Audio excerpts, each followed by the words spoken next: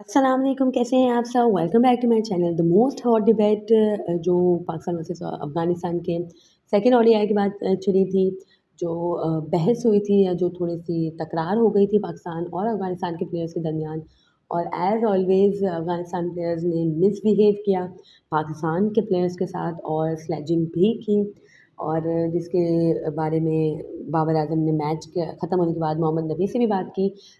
सबको ये लगा in the media, in Pakistan media and in Indian media कि बाबर आज़म शिकायत कर रहे हैं, तो जो नो बॉल नहीं दिया, जो मानकर किया शादाब का, उसके हवाले से शिकायत कर रहे हैं वो बाबर आज़म मोहम्मद नबी से।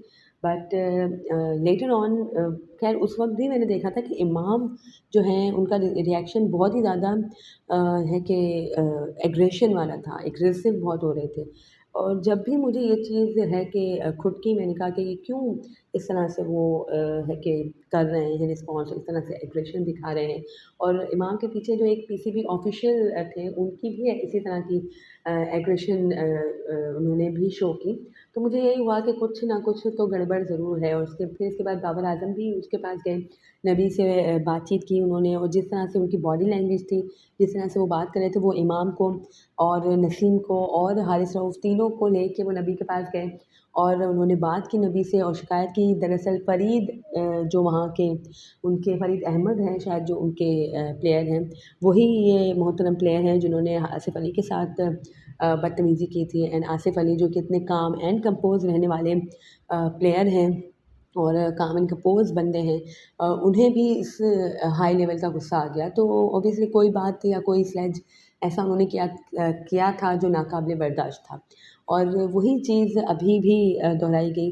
इमामुल हक को, बाबर आज़म को और नसीम और सबको स्लेजिंग की गई, जो कि चुपचाप प्लेयर्स ने बर्दाश्त की। बट बाबर आज़म ने नबी के पास जाके है कि इसकी शिकायत की या कहा कि अपने प्लेयर्स को काबू में रखो। और तो नबी कैप्टन नहीं हैं अभी, जो हशमतुल्लाह शाहिदी उनके कैप्टन हैं, बट स्टिल नबी सबसे ज़्यादा सीनियर प्लेयर हैं अफ़गानिस्तान साइड के। That's why Babar Azam went to Nabi and he said. और इसके बाद नबी ने भी अपोलोजाइज़ किया on the behalf of his player teammates. और ये जो चीज़ है जो अफ़गान प्लेयर्स ये कर रहे हैं, आई डोंट थिंक कि ये सही है। और जिस तरह की हरकतें वो कर रहे हैं, खैर मानकट भी जो भी है, इसके बारे में भी बहुत से लोगों ने यही कहा है कि मानकट ऑब्वियसली लीगल है। बट टीम्स इसको बिल्कुल एंड ओवर में और क्रूशियल साइड टाइम पे क्यों करते हैं? ये 5वें छठे ओवर्स में ऐसा क्यों नहीं करते? इस पे एबी डिविलियर्स साहब ने भी रिप्लाई किया है कि बैट्समैन 5वें छठे ओवर में इस तरह से क्रीज से निकल क्यों नहीं जाते? एनीवेज़ ये तो बहस बहस जितनी करेंगे ये तोल ही पकड़ेगी। बट स्टिल आई बिलीव कि Mankad, I don't think it's against the spirit of cricket and ये नहीं होना चाहिए। और आईसीसी को अब इट्स हाई टाइम कि इसके बारे में कोई रूल वज़ा कर देने चाहिए। एंड और भी जो उन्होंने किया था, नो बॉल नहीं दी गई थी सेकंड ओडीआई में, उसकी भी एक वो है कि बहुत ही गम-ओ-गुस्सा पाया जाता था फैन्स में। और शाहीन शाह अफरीदी भी बहुत एग्रेसिव हो गए थे, उन्हें भी काम किया गया। इसके बाद है कि बहुत ही थोड़ी-सी गरमा-गर्मी हो गई थी। और बाबर आज़म जो मोहम्मद नबी के पास गए थे, सब कह रहे थे गलत गए हैं, आप मोहम्मद नबी को क्यों बोल रहे हो? आप एम्पायर से कहो।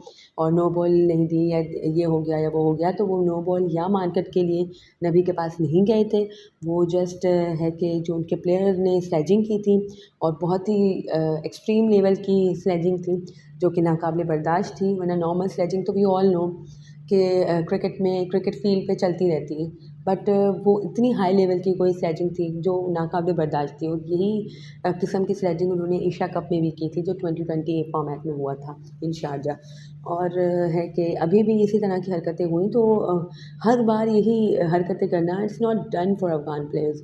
हम है कि उन्हें अच्छी तरह से ट्रीट करते हैं। हम उस दिन भी हम ये चाह रहे थे कि पाकिस्तान अफ़गानिस्तान विन कर ले। बट जिस तरह से उन्होंने मानकट किया, जिस तरह से उन्होंने स्लेजिंग की, तो है कि जो हमदर्दियाँ उनके लिए पैदा हो रही होती हैं दिल में, वो खुद ही उसका गला घोट देते हैं।